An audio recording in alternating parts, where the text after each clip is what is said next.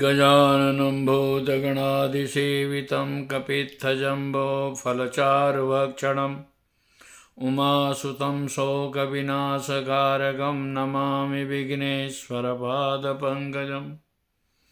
ब्रह्मा मुरारिस्त्रिपुरान्तकारी भानु शशि भूमिसुतो बुधश्च गुरुश्च शुक्र शनिराहुकेतवः सर्वे ग्रहा शान्तिकरा भवन्तु। नीलाम्बुजाश्यामलकोमलाङ्गं सीतासमारोपितु वामभाग्यं पाणौ महासायकचारुचापं नमामि रामं रघुवंशनाथं। कालिके कृष्णरूपाय राधारूपशिवाय च सर्वदुःखविनाशाय श्रीकृष्णाय वयं नुमः।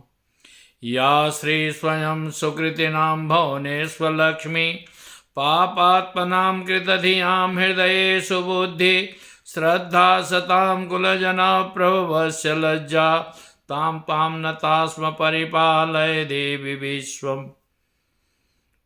ओम माँ भगवती पराम्बा जगदम्बा आदिशक्ति से के साथ साथ भगवान श्री रामचंद्र जी के चरणों में कोटि कोटि नमन वंदन। भारत के सभी संतों, गुरुओं, महंतों, महामंडलेश्वर, शंकराचार्य एवं सभी भक्तों के वंदन करते हुए कल का दिन सनातनी के जीवन का सबसे बड़ा महत्वपूर्ण है। क्यों कि भगवान श्री राम जब अयोध्या से वनवास को चले हैं तो जाते हुए रास्ते में सभी महात्माओं का दर्शन किए, अहिल्या का उद्धार किए एवं केवट का उद्धार किए, केवट से मित्रता किए, वानरराज सुग्रीव को राजगद्दी दिए, विभीषण को राज दिए। उसके बाद जब लौट करके अयोध्या में आए हैं तो राजगद्दी पर बैठे हैं तो वेद भी मूर्तिमान होकर के आकर के उनकी स्तुति किए हैं।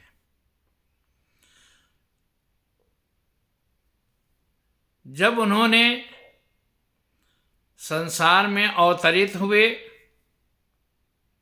भय प्रगट कृपाला दीन दयाला कौशल्या हितकारी, इस स्तोत्र को जब लेकर के चलते हैं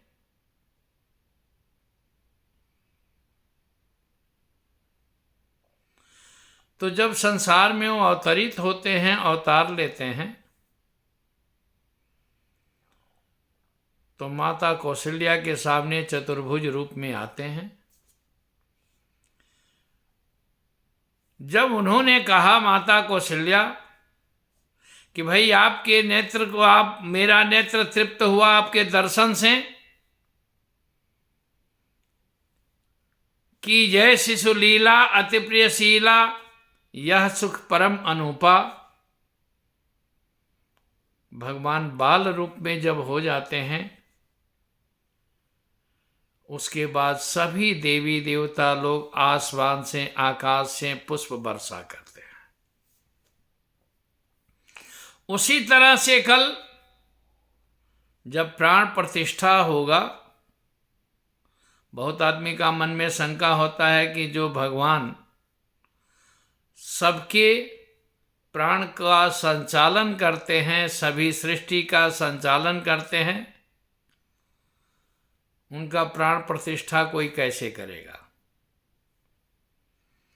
तो देखिए,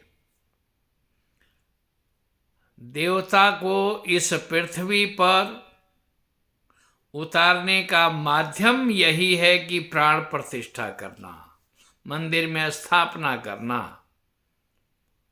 क्योंकि जब वो इस संसार में ऐसे परमात्मा सर्वव्यापी है, हवा हर समय जगह है, लेकिन जहाँ हवा तीव्र गति में चलती है तो महसूस होता है मनुष्य को या किसी भी जीव को कि हवा है।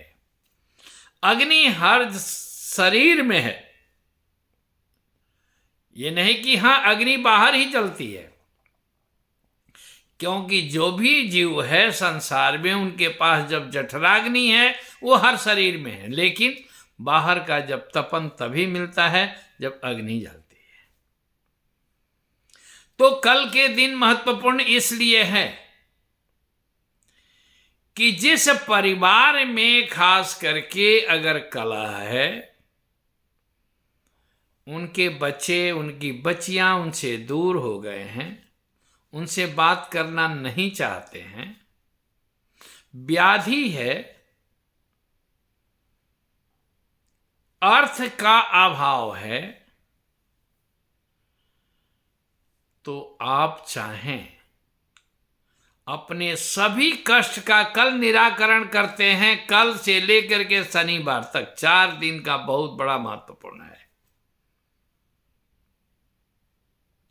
कल महत्वपूर्ण इसलिए है कि द्वादशी तिथि दिन सोमवार भगवान शिव का दिन है।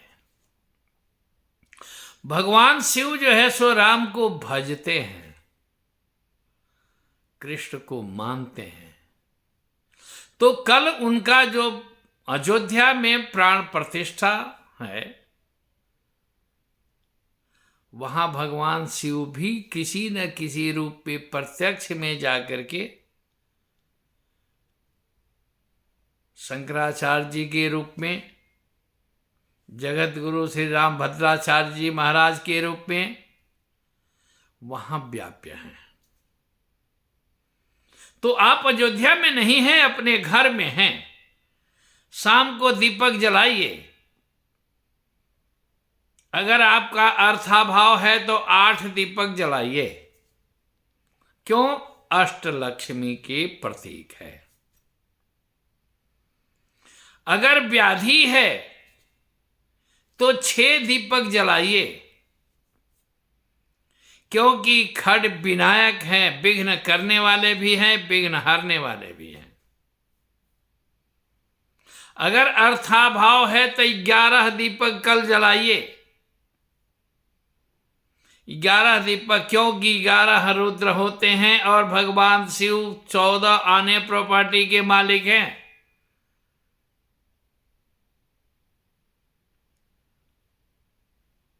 लक्ष्मी के लिए कि 8 दीपक इसलिए जलाया जाता है कि अष्टलक्ष्मी हैं। अगर आप यह दीपक जला करके शाम के समय में सूर्यास्त के बाद 8 बजे रात्रि तक ये दीपक जलना चाहिए आपके घर में। कल सोमवार है, कल हनुमान जी का के लिए व्रत भी कर सकते हैं, क्योंकि परसों मंगलवार हनुमान जी के प्रधानता होगी। और वहां दीपक जला करके 4 दीपक हनुमान जी के नाम से जला दीजिए। वहां 4 पान का पत्ता रख करके चारों जगह 2-2 लड्डू रख दीजिए।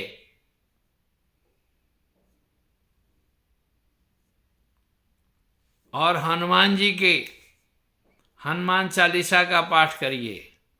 11 दीपक के सामने दारिद्र दहन स्तोत्र शिव जी का पाठ करिए। अगर 8 दीपक लक्ष्मी के सामने जलाते हैं तो लक्ष्मी अष्टक का पाठ करिए। अगर गणेश जी के लिए 6 दीपक जलाते हैं तो संकट नाशन स्तोत्र का पाठ करिए। और आप देखिए कि आपके जीवन में किस तरह से उद्धार होता है। कल से शुरू करके 40 दिन का कर लीजिए, 11 दिन का कर लीजिए, 21 दिन का करिए, 31 दिन का करिए। देखिए आपके जीवन में कितने अच्छा रास्ता मिलता है। अगर आपका कोई बिजनेस नहीं चल पा रहा है, कोई नौकरी नहीं मिल रही है,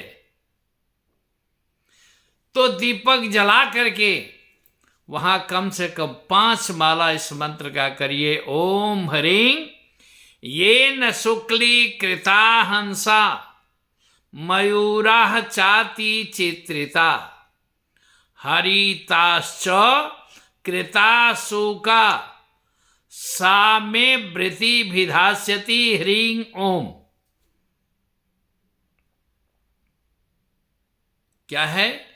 ओम ह्रीं येन शुक्ली कृता हंसा मयूराः चाति चित्रिता हरिताश्च कृता शूका सा मे वृति भिधास्यति ह्रीं ओम।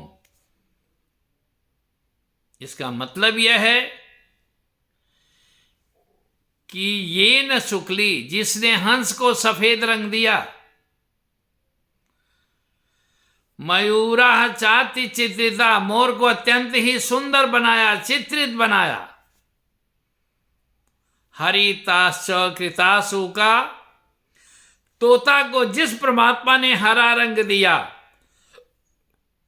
सा मने वह परमात्मा, मैं मने मुझे, वृत्ति मने रोजगार, में वृद्धि दे या नहीं है तो वो हमें प्राप्त करे, हमारा व्यापार सुचारू रूप से चले। कल 5 माला कर लीजिए। इसके बाद नित्य प्रति शाम और सुबह 1-1 माला करिए। 11 दिन के अंदर अगर आपको फायदा नहीं होता है तब आप हमसे बात कर सकते हैं, क्यों नहीं फायदा हुआ।